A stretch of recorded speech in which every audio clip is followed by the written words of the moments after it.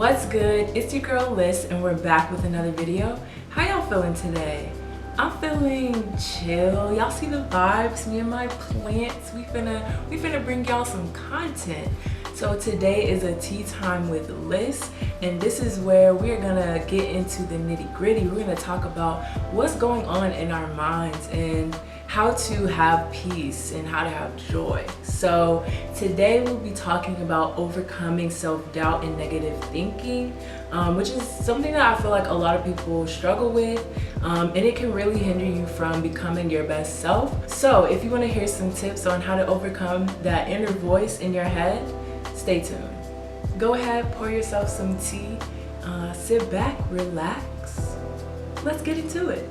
So first, we're going to talk about what self-doubt and negative thinking is in the first place. So basically, self-doubt is that voice in your head that tells you like you can't. It's constantly battling with that inner voice that hinders you from doing the things you really want to do in life. And for me, this kind of manifests as just like this automatic thinking whenever I am going for something that I want in life. It's like a thought in my head that's like, oh, why would you do that? You can't do that. Like, you'll never be able to do that. So basically, it's like a lack of confidence in your own abilities. Whereas negative thinking is more like, hi, honey. My dog is like right here. You want to say hi? Come here. It's my puppy. Say hi, honey. Say hi. She needs a haircut, but yeah. You want to sit right here? All right. And no. So negative thinking is basically like rigid, absolute thinking that's, get this, based not in full truth that has negative consequences. Make sure you write that one down. Not based in full truth. That's important, isn't it, honey? So that's important. What that looks like, there's 4 common types of negative thinking. There's all or nothing thinking. So that's thinking that if you are not perfect, then it like you're a failure, or if you even try, you're a failure. It's like you think that if you you basically think that the world is black and white. And this can cause a lot of anxiety towards doing things because you are so focused on the outcome. The second type of common negative thinking is focusing on the negative. So this is where you have a situation where you accomplish something, but you're so focused on what went wrong. You're so focused on your mistakes. You're so focused on what you thought it should have been that you can't really see the positive in a situation. The third common type of negative thinking is negative self-labeling. So this is the type of thinking, thinking like I'm a failure, or thinking I'll never amount to anything. Thoughts like that can really have a negative impact on your self-confidence, on, yeah, like basically your confidence in yourself. And then the fourth common type of negative thinking is catastrophizing. Is that how you say that? I think so. It's basically like, if something doesn't go exactly how you envisioned it, you basically feel like the world is ending. Like, I know I struggle with this one a lot, in terms of like need for control. Like, I feel like I need to control every single detail, because if things don't go exactly how it's supposed to, I feel like everything's gonna come crumbling down. Like, just bad things are gonna happen. So yeah, those are kind of some of the manifestations of negative thinking. Another common manifestation, especially within Black women, is imposter syndrome. And this is basically where you feel like your accomplishments are fake. Like, you don't feel like you actually earned, oh, you're leaving me? No? Okay. You don't feel like you've earned where you are. And I felt that way a lot at Duke. Like, when I first got to Duke, I felt like I got in by a fluke. I felt like my success there was just lucky. I thought it was just happenstance. It's like you can't accept that where you are in life is based on your own hard work, based on your own merit. You feel like you don't belong in the spaces that you've earned to be in. Now let's get into a little bit of like why we have self-doubt, or like the causes of negative thinking. So for self-doubt and negative thinking, it's a learned way of thinking, whether it's something you learn from watching others, or it's something that started as just like one thought. As you repeat negative thinking and self-doubt in your head, it's going to become very automatic to the point where you're like doing regular daily tasks and you still hear this voice in your head. It's because constantly repeating these things to yourself, your brain becomes wired. Your neuron pathways are set up to think in this way because you've done it for so long. And I think that's one thing that really like gets to me, because I tend to think like, oh, like I'm not happy, maybe I don't deserve to be happy, or like why do I feel so negative all the time? And you have to realize that it's the way your brain is processing things. Like it's not you, it's really not you, it's a pattern of how you are thinking. And a lot of times you begin to think this way because you're comparing yourself to others, or you can also be fixated on an outcome. Like I said, like the type of negative thinking where you think that something is automatically going to be a failure, that is being fixated on the outcome and having a fear of failure. That's really what that is. And I feel like a lot of us fear failure.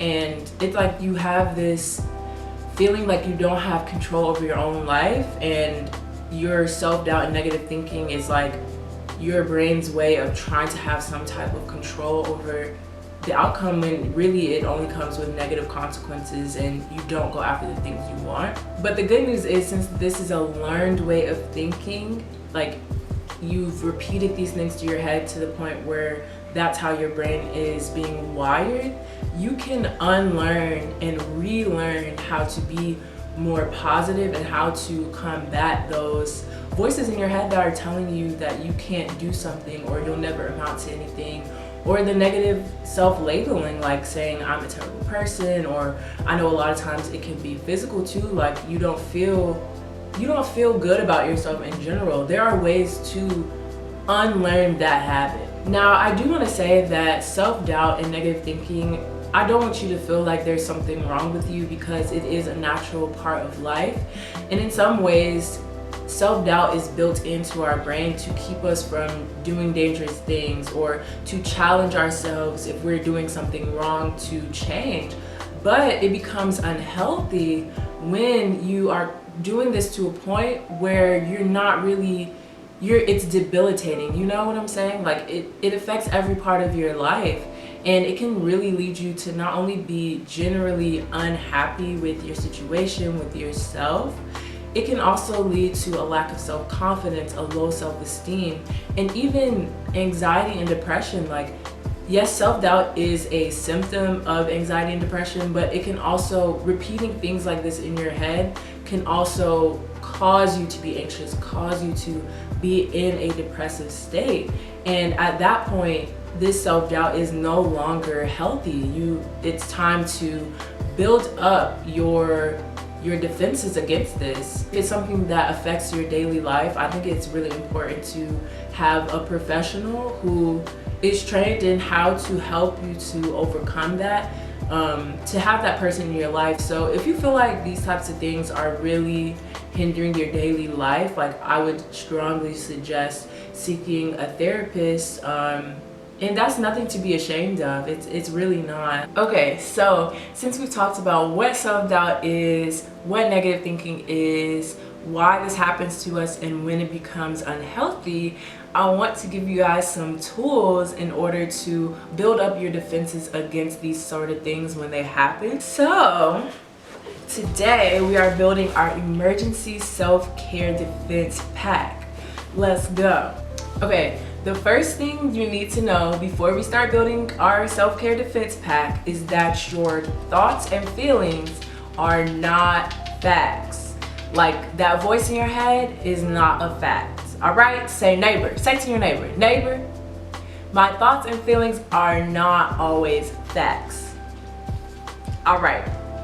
Now that we know that, the first item in our pack is a journal. Yes, ma'am. Journaling can be kind of difficult because it's like combating your emotions head on, but this is a tip for self-doubt and negative thinking that has helped me a lot. So it's this thing called what's it called? Oh, it's this thing called thought tracking. So in your journal, whenever you're feeling low on yourself or you're having like these automatic thoughts that are negative and doubting yourself, you go ahead and write it in your journal. You write the thought, you write the time, and you write what situation is making you feel this way. And that way you can start to understand what is causing you to feel this way and what time of day are you feeling this. Because I know a lot of times before you go to sleep or right when you wake up, it's like these thoughts are in the forefront of your head. So it's like, what things can you do around that time to help you to come out of that, if that makes sense. And writing down your thoughts can also help you to realize that they are not based in facts.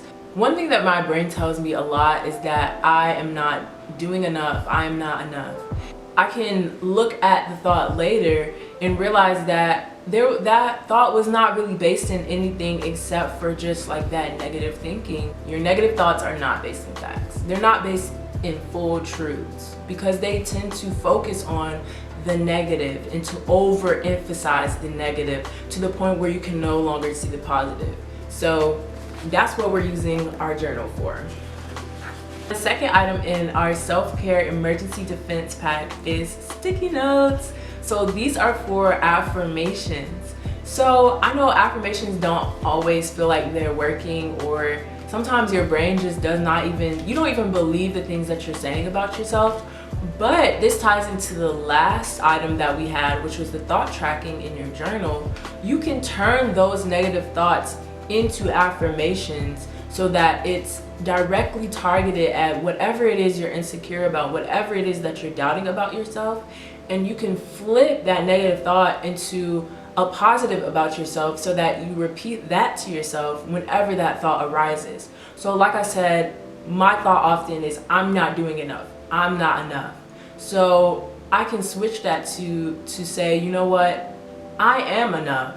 I am doing enough. I'm doing my best, and that is enough.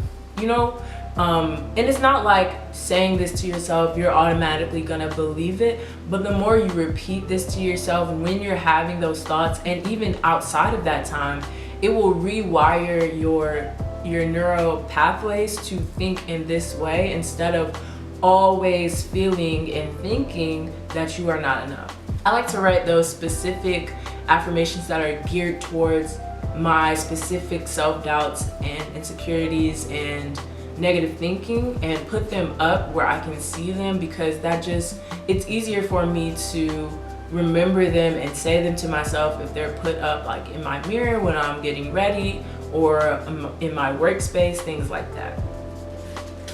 Now, the third thing in our self-care emergency defense pack is a dumbbell. Ooh, girl, you strong. So basically what this represents is understanding your strengths. A lot of times, negative thinking, you focus on the negative. You are all or nothing thinking. You think that I'm a failure. You think all these things.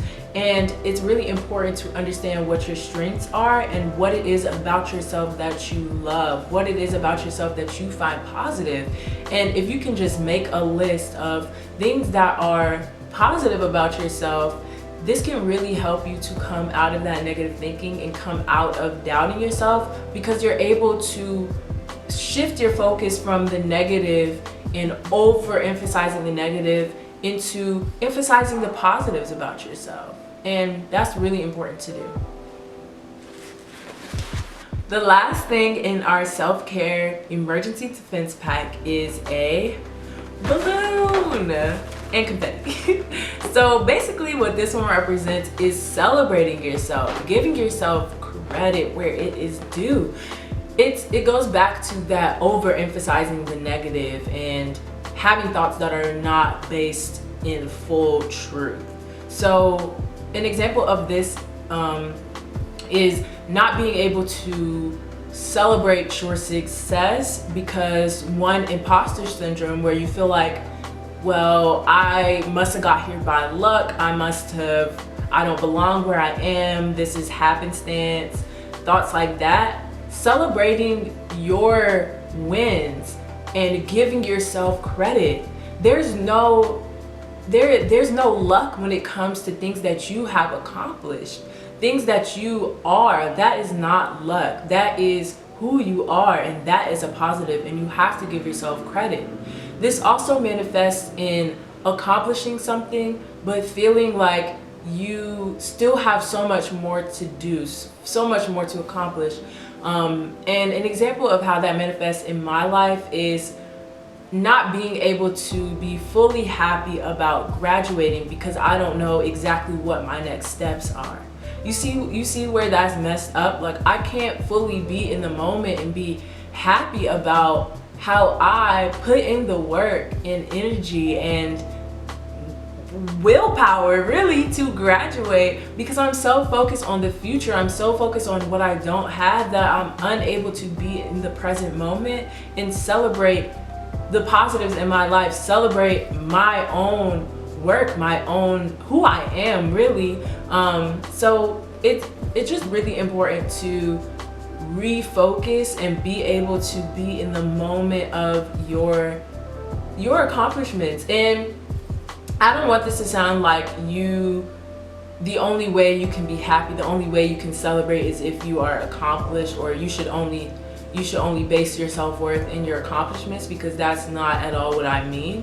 What I mean is you have to be able to sit in where you are and understand that you worked hard to get exactly where you are.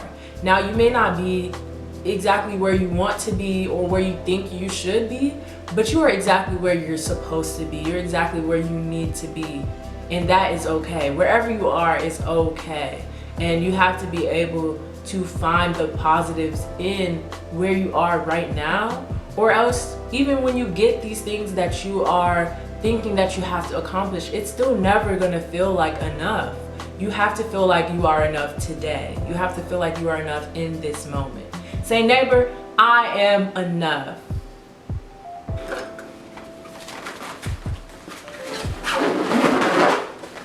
So this is our self-care emergency defense pack. So essentially, these are the things you're gonna need to win in the boxing ring against your own inner voice, to overcome that self-doubt, because it can really hinder you from growing into the best version of yourself, because you're so caught up in the what ifs. You're so caught up in what you feel like you aren't, but no barking. Sit, no, sit, thank you. Okay, like I was saying, basically. And one last thing I want you to remember is that progress is not linear. So if you feel like you're getting better and you relapse, or you have a bad day where you're really succumb to this negative thinking, comparing, and self-doubt, that's okay. Like, that is completely normal. You are doing your best. Like, it's not gonna be that one day you wake up and all of a sudden you're never gonna doubt yourself. You're never gonna have negative thinking. Like, it's important to be realistic about what growth and progress looks like, and that is just having the tools in order to overcome those things. But thank you guys so much for watching, and I'll see you in my next video. Say bye, honey. Bye.